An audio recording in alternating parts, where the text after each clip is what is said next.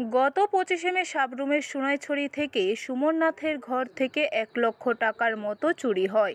সাবরুম থানায় জানানো হলো, পুলিশ তদন্তে নেমে সাবরুম হাসপাতালের সম্মুখ থেকে সুজিত দাসকে আটক করে। তার কাছ থেকে নগদ 35,200 টাকা পাওয়া যায়। সাবরুম থানার ওসি অপু দাস আজ সকালে সংবাদ মাধ্যমে কিভাবে চোর এবং টাকা উদ্ধার হয় তা জানায়। তাকে আজকে মহকুমা আদালতে সোপর্দ করা হবে। বিকাল দুপুর 11টা থেকে 12:30টার মধ্যে একটা চুরির ঘটনা ঘটে।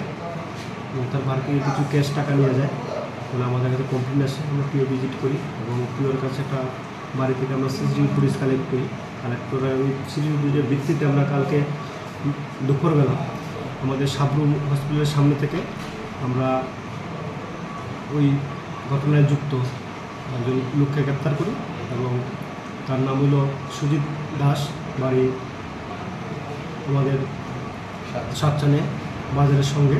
এবং তার কাছ থেকে আমরা চুরি যাওয়া 35,410 টাকা রিকভারি করি এবং তারা আমরা ইন্টারভিউশন রাখছি। আজকে কিন্তু তাকে প্রেরণ করা হবে। ব্যুরো রিপোর্ট, খবর ত্রিপুরা।